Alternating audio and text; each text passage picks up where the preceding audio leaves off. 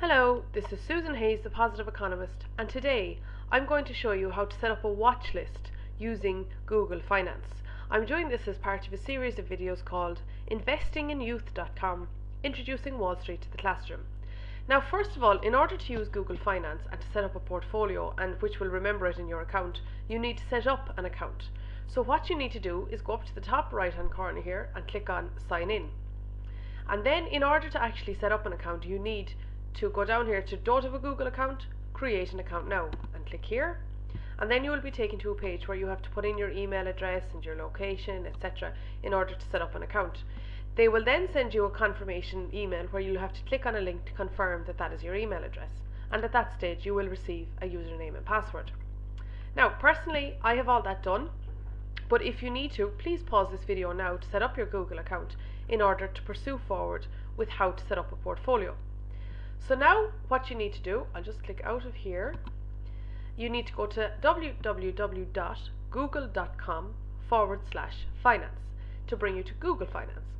Now, in my own case, over here, I need to sign in using the username and password that I mentioned to you already.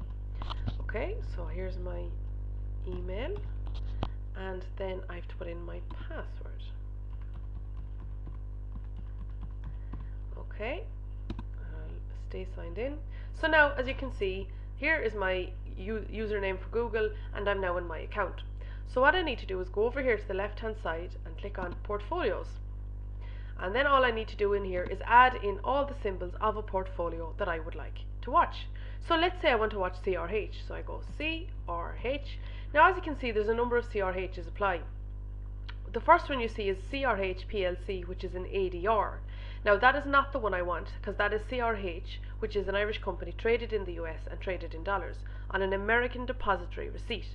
Instead, personally, I would like to buy the one in euros, like in my own currency. So I would go to CRH PLC UK. So I click on this one. Now, do you see the way you have LON appearing in front of it? That means that it's traded in London, which is where I want it, where I want to have a look at it. So I add this to portfolio, and there CRH appears. So if I'm just going to take you through what the information that can appear with it. So we have CRH PLC UK, that's the name of the share. Here's the symbol, CRH. Now bear in mind, we will be referring to symbols again later on in online trading. We have the last price, which was $13.40. Now, as you can see, we have a little star beside it, which indicates a delay of up to 20 minutes. Now today, as I'm writing this, it's actually a Saturday, so obviously the markets are closed. However, if this was a normal trading day, between 8 AM to 4:30, well then this price would be moving with 20 minutes delay. So here's the change, up 57 cents, it was up 4.44% yesterday. Then you see the market cap, the volume, the open, the high and the low, etc. Now, none of that really matters for the case of what we're looking for. We really want to see what is the price and what is the change. So let's add another stock. Let's say Vodafone. So VOD. So again, you can see an ADR appears, but I would prefer to buy Vodafone Group PLC. Now, you notice here that it doesn't say that it's traded in the UK, because Vodafone's home currency and home trading is in London. So we'll add to portfolio.